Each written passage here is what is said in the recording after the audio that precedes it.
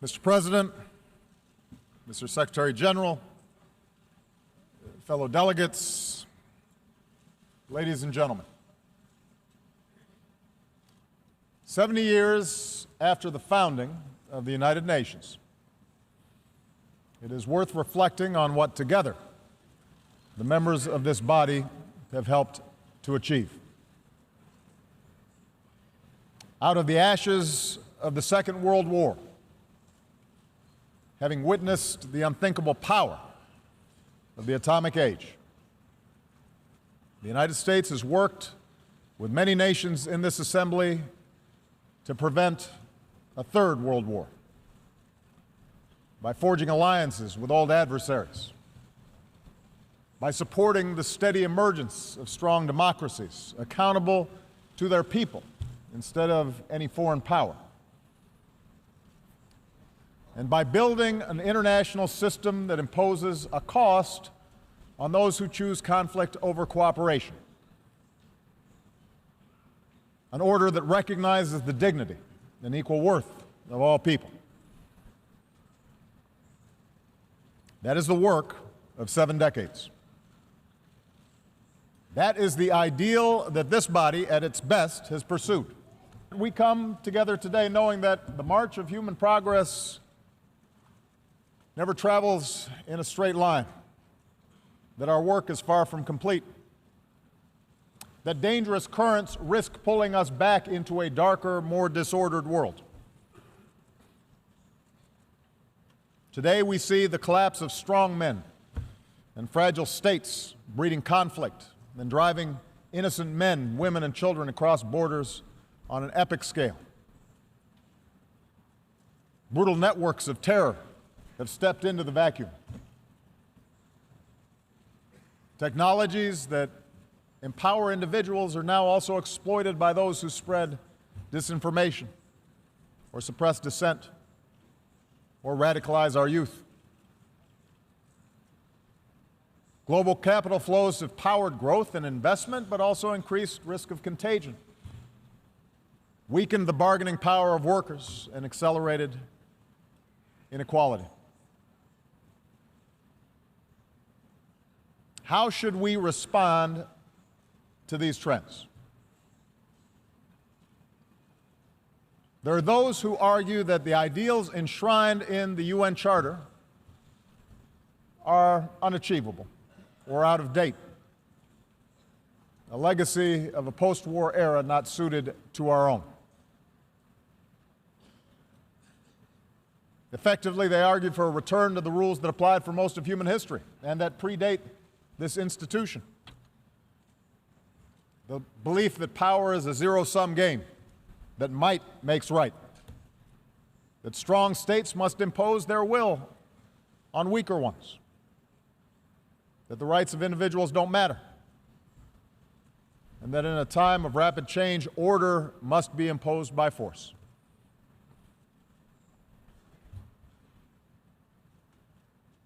On this basis, we see some major powers assert themselves in ways that contravene international law. We see an erosion of the democratic principles and human rights that are fundamental to this institution's mission. Information is strictly controlled, the space for civil society restricted. We're told that such retrenchment is required to beat back disorder, that it's the only way to stamp out terrorism or prevent foreign meddling. In accordance with this logic, we should support tyrants like Bashar al-Assad, who drops barrel bombs to massacre innocent children, because the alternative is surely worse.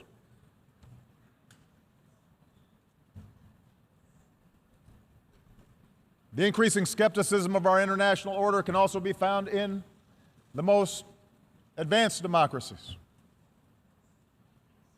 We see greater polarization, more frequent gridlock, movements on the far right and sometimes the left that insist on stopping the trade that binds our fates to other nations, calling for the building of walls to keep out immigrants. Most ominously, we see the fears of ordinary people being exploited through appeals to sectarianism, or tribalism, or racism, or anti-Semitism. Appeals to a glorious past before the body politic was infected by those who look different or worship God differently. A politics of us versus them. The United States is not immune from this. Even as our economy is growing and our troops have largely returned from Iraq and Afghanistan, we see in our debates about America's role in the world a notion of strength that is defined by opposition to old enemies, perceived adversaries, a rising China, or a resurgent Russia, a revolutionary Iran, or an Islam that is incompatible with peace. We see an argument made that the only strength that matters for the United States is bellicose words and shows of military force, that cooperation and diplomacy will not work.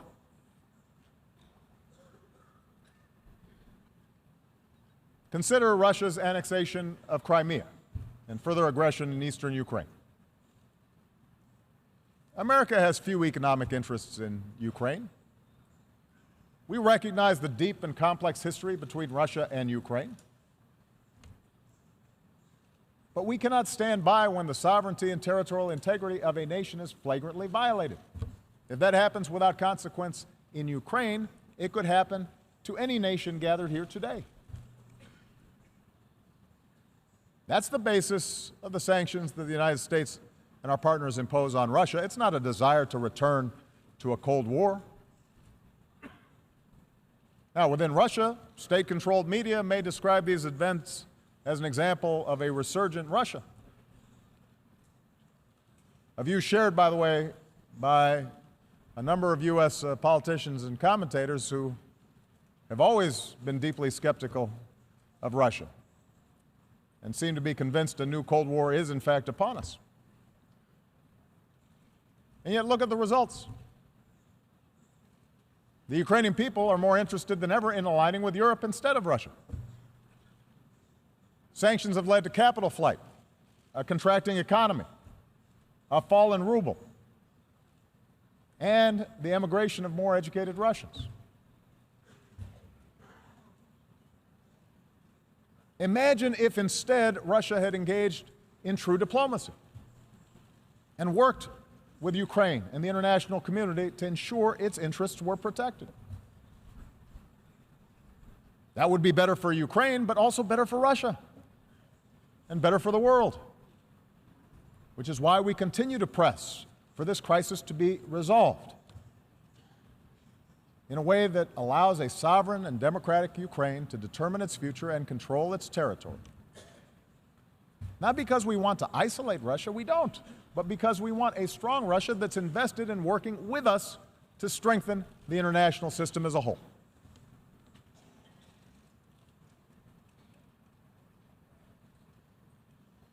Similarly, in the South China Sea, the United States makes no claim on territory there. We don't adjudicate claims.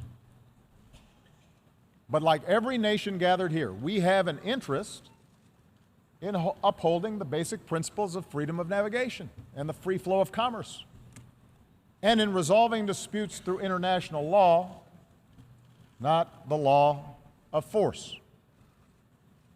So we will defend these principles while encouraging China and other claimants to resolve their differences peacefully.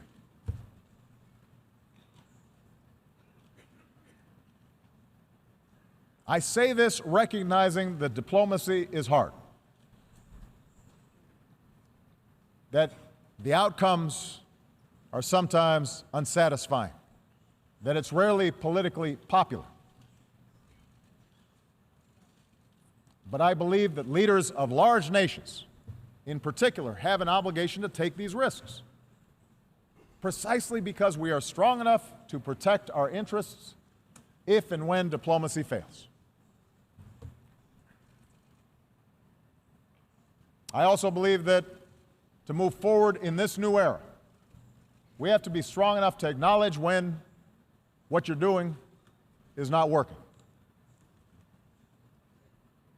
For 50 years, the United States pursued a Cuba policy that failed to improve the lives of the Cuban people. We changed that. We continue to have differences with the Cuban government. We will continue to stand up for human rights, but we address these issues through diplomatic relations and increased commerce and people-to-people ties.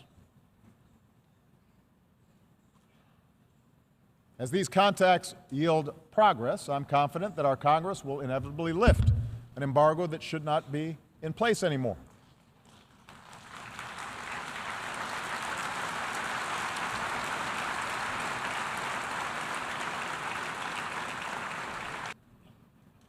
Nowhere is our commitment to international order more tested than in Syria.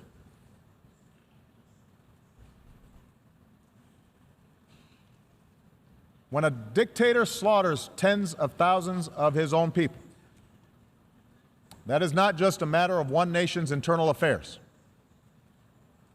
It breeds human suffering on an order of magnitude that affects us all. Likewise, when a terrorist group beheads captives, slaughters the innocent, and enslaves women, it's not a single nation's national security problem. That is an assault on all our humanity. I've said before, and I will repeat, there is no room for accommodating an apocalyptic cult like ISIL. And the United States makes no apology for using our military as part of a broad coalition to go after them. We do so with a determination to ensure that there will never be a safe haven for terrorists who carry out these crimes. And we have demonstrated over more than a decade of relentless pursuit of al-Qaeda. We will not be outlasted by extremists. But while military power is necessary, it is not sufficient to resolve the situation in Syria. Lasting stability can only take hold when the people of Syria forge an agreement to live together peacefully. The United States is prepared to work with any nation, including Russia and Iran, to resolve the conflict. But we must recognize that there cannot be, after so much bloodshed, so much carnage, a return to the pre-war status quo. Let's remember how this started. Assad reacted to peaceful protests by escalating repression and killing that in turn created the environment for the current strife. And so Assad and his allies can't simply pacify the broad majority of a population who've been brutalized by chemical weapons and indiscriminate bombing. Yes, realism dictates that compromise will be required to end the fighting and ultimately stamp out ISIL. But realism also requires a managed transition away from Assad and to a new leader, and an inclusive government that recognizes there must be an end to this chaos so that the Syrian people can begin to rebuild.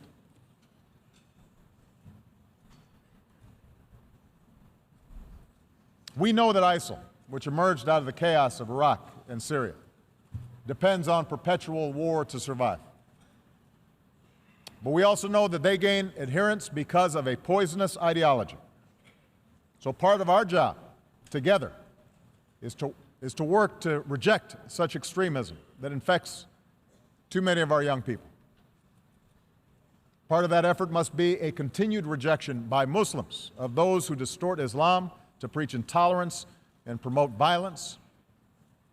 And it must also involve a rejection by non-Muslims of the ignorance that equates Islam with terror.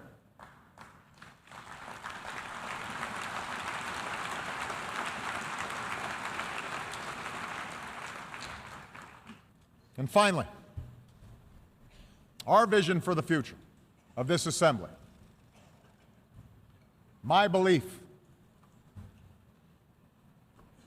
in moving forward rather than backwards requires us to defend the democratic principles that allow societies to succeed.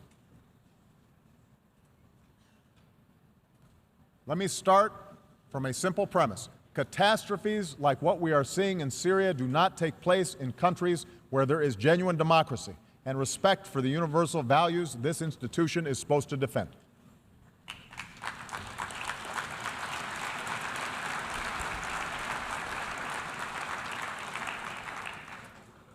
I recognize that democracy is going to take different forms in different parts of the world.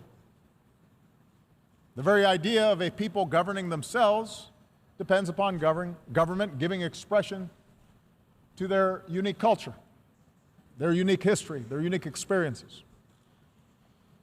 But some universal truths are self-evident. No person wants to be imprisoned for peaceful worship. No woman should ever be abused with impunity, or a girl barred from going to school. The freedom to peacefully petition those in power without fear of arbitrary laws. These are not ideas of one country or one culture. They are fundamental to human progress. They are a cornerstone of this institution. I realize that in many parts of the world there's a different view, a belief that strong leadership must tolerate no dissent. I hear it not only from America's adversaries, but privately at least I also hear it from some of our friends. I disagree. I believe a government that suppresses peaceful dissent is not showing strength, it is showing weakness, and it is showing fear. History shows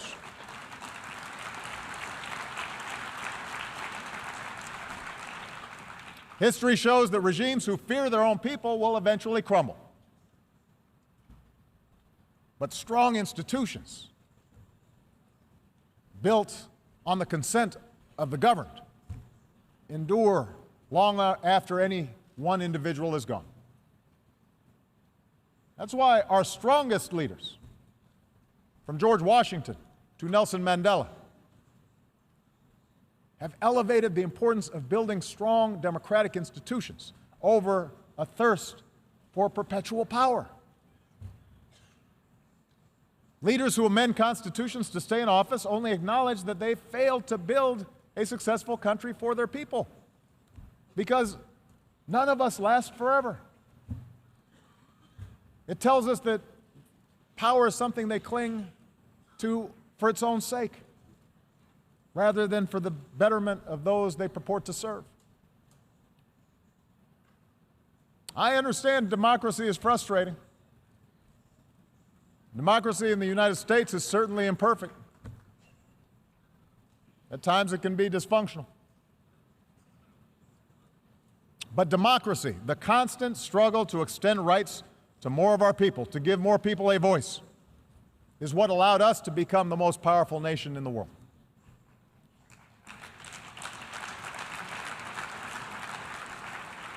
It's not simply a matter of principle. It's not an abstraction. Democracy, inclusive democracy, makes countries stronger. When opposition parties can seek power peacefully through the ballot, a country draws upon new ideas. When a free media can inform the public, corruption and abuse are exposed and can be rooted out. When civil society thrives, communities can solve problems that governments cannot necessarily solve alone. When immigrants are welcomed, countries are more productive and more vibrant. When girls can go to school and get a job and pursue unlimited opportunity, that's when a country realizes its full potential.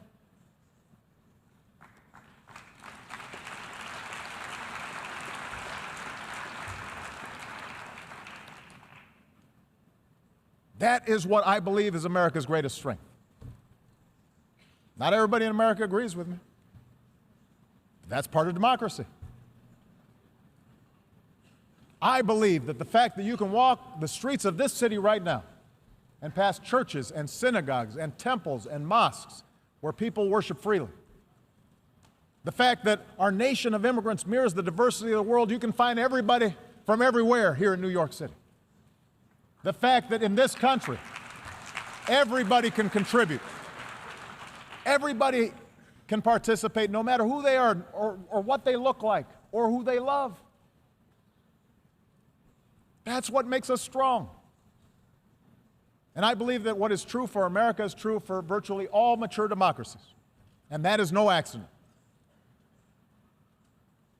We can be proud of our nations without defining ourselves in opposition to some other group.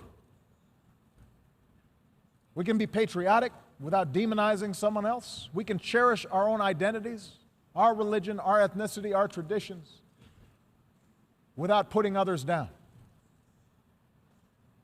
Our systems are premised on the notion that absolute power will corrupt, but that people, ordinary people, are fundamentally good, that they value family and friendship, faith, and the dignity of hard work, and that with appropriate checks and balances, governments can reflect this goodness. I believe that's the future we must seek together. To believe in the dignity of every individual. To believe we can bridge our differences and choose cooperation over conflict. That is not weakness, that is strength.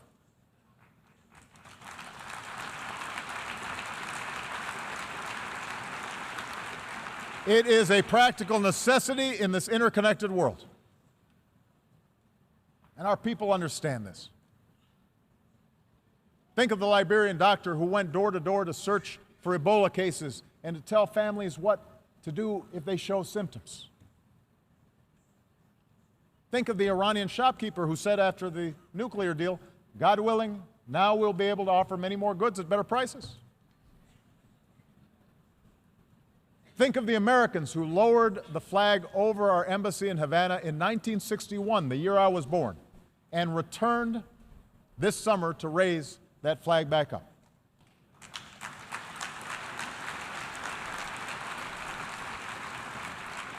One of these men said of the Cuban people, we could do things for them and they could do things for us. We loved them. For 50 years, we ignored that fact. Think of the families leaving everything they've known behind, risking barren deserts and stormy waters just to find shelter, just to save their children. One Syrian refugee who was greeted in Hamburg with warm greetings and shelter said, we feel there are still some people who love other people. The people of our United Nations are not as different as they are told. They can be made to fear.